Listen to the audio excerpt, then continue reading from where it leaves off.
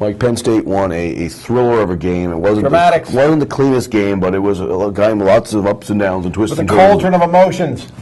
That sums up. I was at the game, Professional writer, and I really enjoyed the atmosphere there. And I'll tell you what really turned was when a pass interference play came, which I don't know how it was pass interference. It seemed like the whole crowd rallied around the team. It was like, enough is enough. Stop picking on Penn State.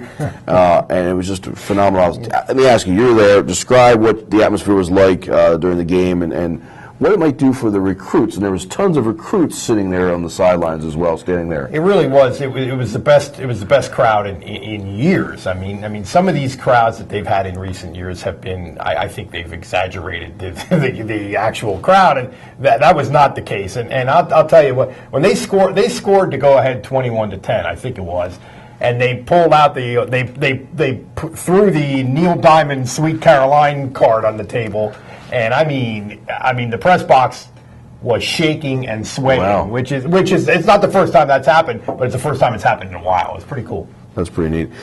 This was a game where they're up 21-10, could have been 24-10 at half, and then they come out of the second half. First play, Penn State has an offense, and they fumble the ball. Michigan scores, and you felt the momentum changing. How much do you think this win will change their season, and/or if this would have been a loss and this game could have gone either way, how much could a loss have changed their season? Well, you're right.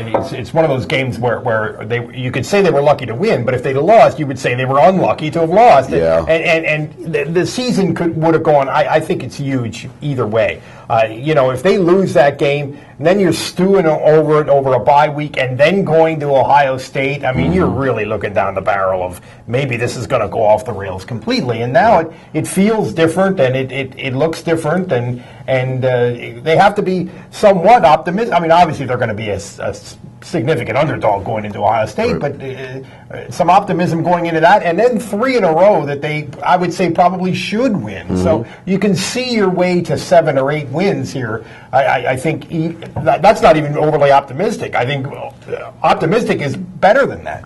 4-2 look a whole lot better than 3-3 right now as well. So true, Starkey. We'd be criticizing O'Brien for the play calling, and not. I mean, I didn't think I'd be at a point where I'd be longing for Joe Paterno on the run game coming back, and for Matt McGloin to be out there. But there's times where I've wanted both recently, and also Butler. I know people were criticizing defensively before the game. If he would have lost that game, oh my goodness. Well, they did a lot of things, especially defensively. They played a lot of people. They did a lot of things formationally. They blitzed a lot of different kinds of blitzes, and twice they got burned on blitzes for touchdowns, for long touchdown passes. When you have Glenn Carson trying to chase one of their wide receivers, you can imagine how that turned out.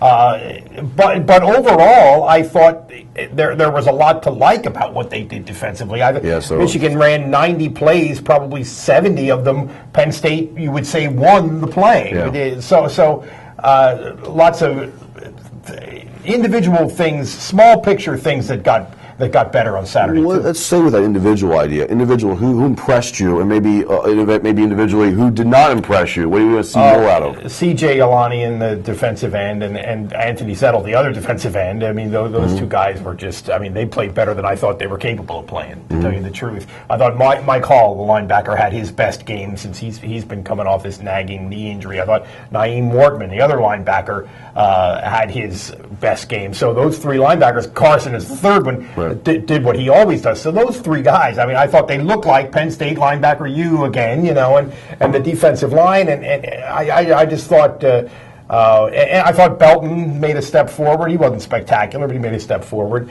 You know about Allen Robinson. I thought Brandon Felder, the number 2 wide receiver, had a terrific game. I thought the tight end Jesse James had his best game. And Allen Robinson really is one of the best. I would say one of the best players in the country for his position. Unbelievable. They kept him. They kept him out. Michigan did a great job. Penn State didn't even look his way really. First half 1 catch. Second half those 2 catches were trying to get your first round draft pick by his standards. Keel Lynch didn't play at all. You're going to check on that as to why. You've gotten some emails about that too, haven't you? You're going to try to get an answer. People are wondering. Nittany Nation wondering. And I joked about Matt McGloin, but he seemed to be able to make the shorter intermediate passes, whereas Hackenberg as talented as he was, 50 seconds left, what he did in that last drive, going 80 yards and scoring, two things bother me a little bit. One, he doesn't seem to make the short pass. He's throwing a lot behind people, screen passes and so forth. One of them was Adam Brenneman. Yeah, and also, fourth down on the goal, when they tried to go for fourth down once to get a first, and he went to him and he didn't get it. And on the goal line, he barely got it. The man's 6'4", 240 pounds. Use your body. You originally thought this was a weird week for a bye week, to have 2 and 3 weeks or something like that. But now I think it's a good time to have a bye week, and maybe for Christian Hackenberg to step back a little bit and really sort of evaluate it. I think it's a good time for the bye.